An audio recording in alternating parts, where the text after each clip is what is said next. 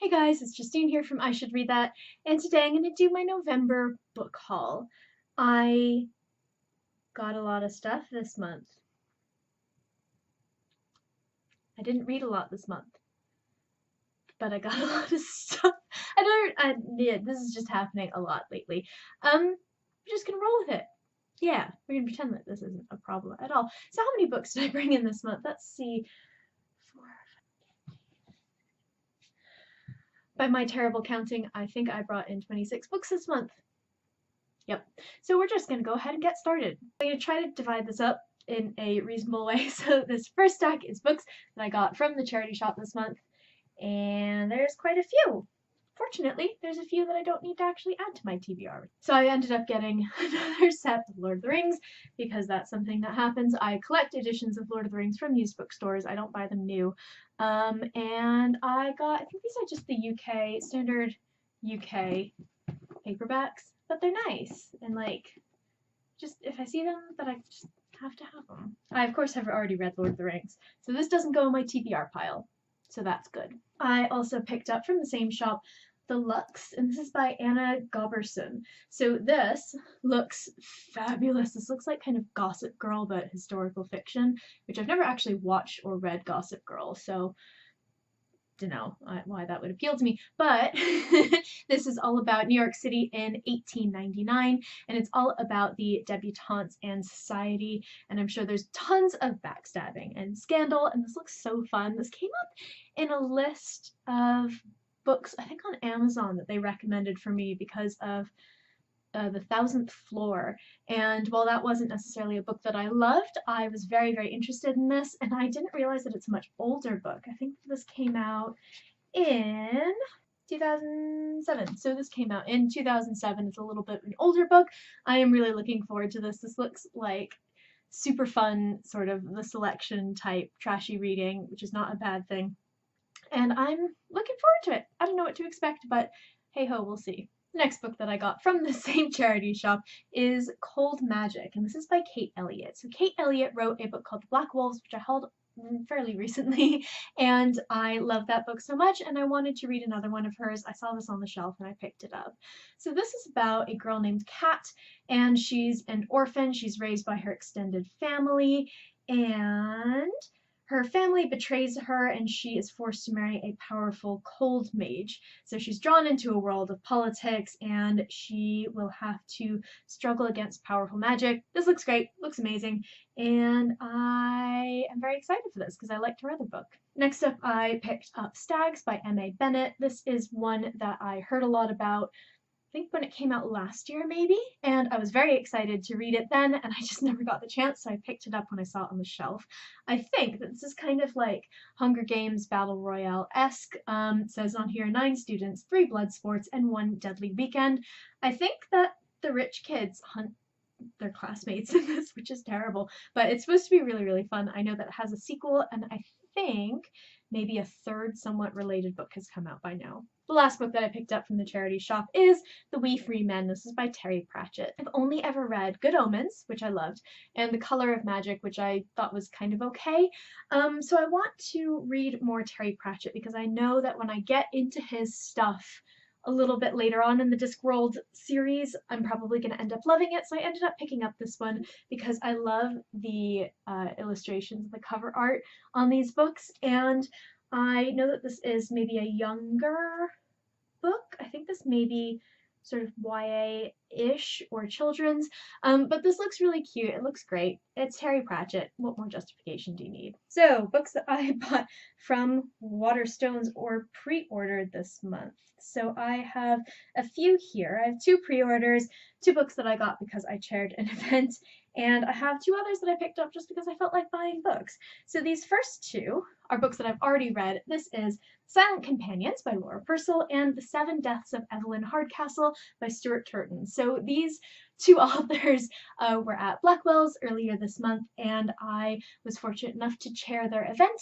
They are wonderful, they are fantastic. I love both of these books so much, and I read them via NetGalley. I read them digitally, so I didn't own copies, so I picked them up there. The next book that I bought is a book that I bought just because I wanted to buy a book. This is Dumplin' by Julie Murphy. So I don't usually buy young adult contemporary books, but this is being made into a Netflix movie. I had no idea what the book was about until I saw the trailer, and I fell in love with the trailer for the film. So I went out and picked up the last copy that Waterstones had. I felt very smug, and I am hoping to read this soon, even though I only have a couple days until the film comes out. I would like to have it done before I watch the movie. I would highly recommend watching the trailer because it's so cute and it looks so amazing, and this looks like one of those books that's going to be so much fun. The next book that I bought just for the hell of it is one that I've never actually heard of before. I feel like maybe I've seen it around before because I remember the cover, because I love the cover, but this is one that I know nothing about and I've not heard any reviews for, I've not seen any reviews for, so this should be very interesting.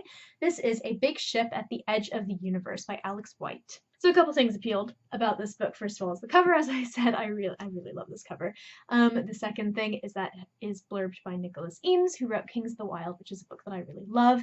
And one of the reasons that I love that book is because it's super fun. So he says here, intense action and refreshingly honest characters. I loved it. So that's more than enough for me to want to pick up a book. So on the back, it says, again, from Nicholas Eames, who apparently really liked this book, it says, "Do you miss Firefly? Do you want it back? Well, sorry, that's not going to happen, but this book is damn close." And I was like, okay, I will read this. So basically this book is about the hunt for a massive warship, a warship that is believed to have been lost forever. And some believe it's been destroyed, some think it's only a legend, but whoever finds it will hold the fate of the universe in their hands. So this is all about treasure hunting. It sounds great. I'm really excited for this one. I'd really love to read this one soon. It's so, I feel, rare for me to go into a shop and pick up something that sounds really appealing that I haven't heard anything about, just sort of being so in tune with the book community. So I'm very excited about this. And if you've read this, please let me know what you think. The last two books that I bought for myself are my pre-orders. So these books are quite different, although they are both fantasy. This is Empire Sand by Tasha Suri, and this is Fire and Blood, the history of the Targaryen kings from Aegon the Conqueror to Aegon III by George R.R. Martin. So very different, one being a debut author, one being a very well-established author. So Empire of Sand is one that I've been wanting to read for a really long time. It sounds really amazing, and I've actually started it, and I'm going to be buddy reading it with my friend Nandini, which I'm so excited about. I think she's just messaged me about it, in fact, and I'm about 130 pages into this right now, and I'm really loving it. Empire of Sand follows a character named Mare, and she is the illegitimate daughter of the governor of her city. Her father's people are very against magic, and they are sort of servants of the emperor, and her mother's people very much believed in magic and Deva, and she sort of leans more towards her mother's heritage. She ends up being caught performing a forbidden rite and attracts the wrong kind of attention and ends up being forced into an arranged marriage. I'm really loving this book so far. It's got beautiful world building and amazing characters, and there's so many incredibly strong and compelling female characters, some of them good and some of them bad, and I'm again loving this so far. I'm really looking forward to finishing this and seeing what I think, and then of course seeing what she comes up with next. And then we have Fire and Blood by George R.R. Martin. Look at this. This is ridiculous. So, hi. Beautiful illustrations, first of all. I'm really excited for this. I know that there's going to be a lot of people who are like, but George R.R. Martin should be finishing his series. Rah, rah, rah, rah, rah. We're all going to die if we don't finish Game of Thrones. And I'm like, I don't know. This is great. I love Game of Thrones. I love the series, but like, that poor man, if it were up to me and I were him, I would be like, screw all you guys, I'm not finishing those books. So I very much sympathize with George R.R. Martin, but I'm very excited that we got this. I assume this must be like his notes compiled by an editor or someone. But this looks great. I have always wanted these epic fantasy series like Wheel of Time or Game of Thrones to have these kind of massive history books, because I guess I'm a bit of a nerd like that. I want to know the backstory. I want to know the history. The history and the world building is the best part of these books. So I am very much looking forward to this. This is going to be a long-term project, I think. I'm probably not going to sit down and read it all at once, but I'm excited. I know not everyone's excited, but I'm excited. Next, I have a very generous little haul from my friend Judith, who is a wonderful book blogger and real-life friend, and she was unhauling a bunch of books and was kind enough to let me raid the unhaul piles. So I have mostly two trilogies by the same author, and then I have another kind of one-off book. So the one-off is The Watchmaker of Filigree Street by Natasha Pulley. I don't know what this book is about, but I heard it's really good. It's got sprayed edges, so of course I was very excited. But I recently bought The Bedlam Stacks, which is her follow-up book. I think that this was her debut. The back of this book says literally nothing about it, but I believe this is kind of like steampunky historical fiction, and I'm very excited for this. Maybe my sister read it. Someone who I know and like very much read this book and really enjoyed it, so I'm looking forward to it. So this is interesting because I know that I have two complete series from Judith's stack, but I am currently missing one, so I have misplaced it somewhere in my book room. But this is both trilogies from Marie Lu. So the first one is Legend. It looks like Legend is indeed the book that I'm missing, and I have the Young Elites as well.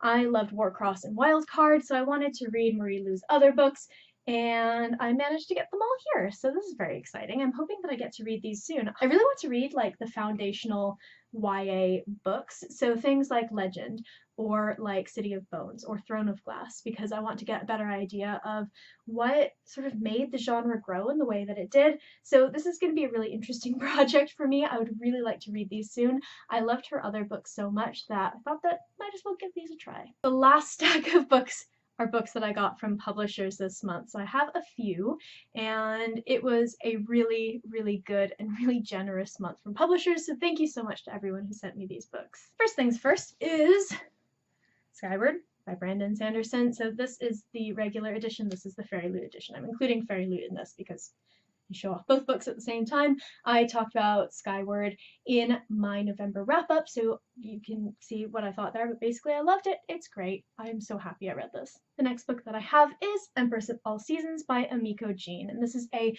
Japanese-inspired fantasy. I believe it's a debut as well. This book is about a contest in which the winning girl can win the hand of the emperor's son and become empress. And in order to win, you have to conquer 4 rooms within the palace, one for each season.